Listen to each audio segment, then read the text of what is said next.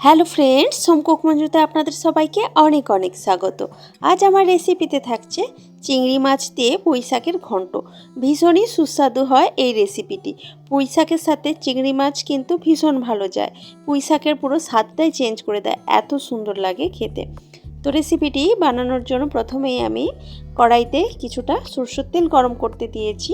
সরষের তেলটা যখন ভালোভাবে গরম হয়ে যাবে তখন আমি তেলের মধ্যে নুন আর হলুদ দিয়ে মাখিয়ে রাখা চিংড়ি মাছ এখানে ভাজতে দিচ্ছি। চিংড়ি মাছটাকে আমি প্রায় 15 মিনিট আগে থেকে নুন আর হলুদ দিয়ে মাখিয়ে রেখেছিলাম। এরপর এখানে আমি ভাজতে দিলাম। তো চিংড়ি মাছটাকে কিন্তু আমি খুব বেশি কড়া করে ভেজে নেব না, একদমই হালকা করে আমি চিংড়ি মাছটাকে ভাজবো।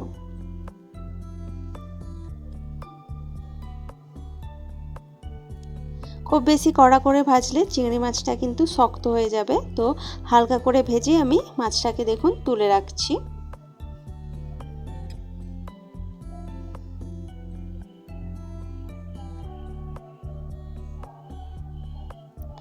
কড়াইতে আমি এখন কিছুটা তেল অ্যাড করছি, একদমই সামান্য তেল অ্যাড করব।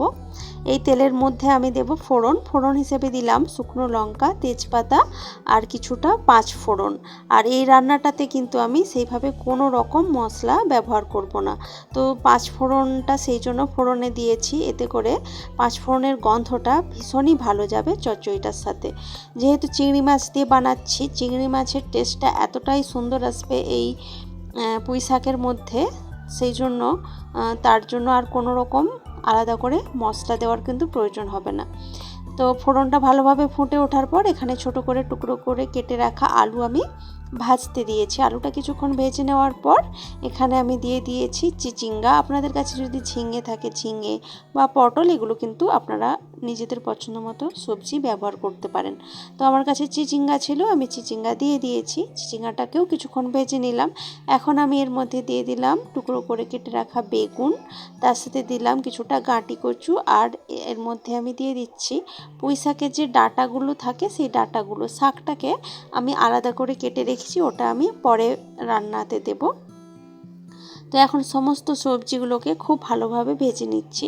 একটু ভালোভাবে ভেজে নিলে রান্নাটা খেতে ভীষণই ভালো লাগবে।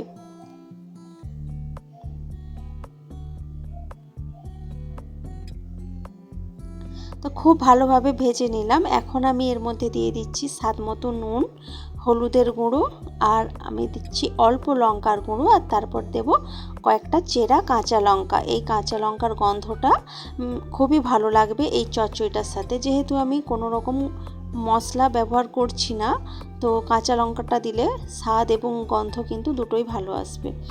তো মশলাগুলো দিয়ে ওই হলুদ গুঁড়ো, লঙ্কা গুঁড়ো, নুন যেটা দিয়েছি এটা তো দিতেই লাগবে, তো এইটুকু দিয়ে আমি একটু কষিয়ে নেওয়ার পর সামান্য পরিমাণে জল দিয়েছি, একদমই সামান্য জল দিয়ে ভালো করে একটু নাড়াচাড়া করে এখন এটাকে ঢাকা দিয়ে দেব। গ্যাসের আঁচ মিডিয়ামে রেখে এখানে ঢাকা দিয়ে দেব প্রায় 3 থেকে 4 মিনিটের জন্য। 3 থেকে 4 মিনিট মতো পর ঢাকা খুলে দিয়েছি, আর এখন একটু নাড়াচাড়া করে নিচ্ছি। আর দেখুন জলটা কিন্তু পুরোপুরি শুকনো হয়ে গেছে। এখন আমি কচু, আলু একটু কেটে দেখে নিচ্ছি ঠিকঠাক সেদ্ধ হয়েছে কিনা।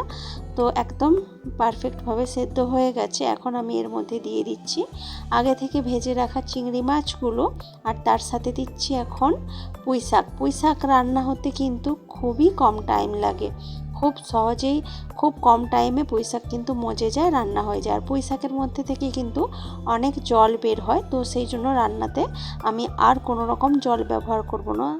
তো শাকটাকে খুব ভালোভাবে সমস্ত সবজির সাথে আমি মিশিয়ে নিচ্ছি।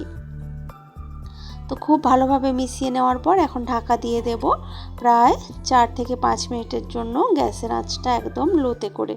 তো 4 থেকে 5 মিনিট মতো পর দেখুন ঢাকা খুলে দিয়েছি, আর মাঝখানে কিন্তু আরও একবার ঢাকা খুলে একটু নাড়াচাড়া করে দিয়েছিলাম, ব্যাস এটুকুই। আর দেখুন শাকটা থেকে যে জলটা বেরিয়েছে, এই জলটাকে আমি হাই ফ্লেম করে গ্যাসের আঁচটাকে জলটাকে শুকনো করে নিচ্ছি। আর এইভাবে একটু নাড়াচাড়া করে জলটাকে শুকনো করে নিলেই কিন্তু পুঁই শাকের ঘন্ট চিংড়ি মাছ দিয়ে একদমই রেডি হয়ে যাবে। তো তো দেখুন, দেখতে কিন্তু ভীষণই সুন্দর হয়েছে আর খেতেও ভীষণই সুস্বাদু হয় এই রেসিপিটি। এই পুঁই চিংড়ির রেসিপিটি আপনাদের কাছে কেমন লাগলো সেটা কিন্তু কমেন্ট করে অবশ্যই জানাবেন। বিনা মশলায় কিন্তু সুস্বাদু একটা চচ্চড়ি আমি বানিয়ে নিয়েছি। তো রেসিপিটি যদি ভালো লাগে একটা লাইক, কমেন্ট, শেয়ার অবশ্যই করবেন এবং প্লিজ আমার চ্যানেলটি সাবস্ক্রাইব করে আমার পাশে থাকবেন। তো আজকের ভিডিওটা এ পর্যন্তই থাক। দেখা হচ্ছে অন্য কোনো দিন অন্য কোনো ভিডিওতে অন্য কোনো রেসিপির সাথে। তো আজকের মতো টাটা, বাই বাই।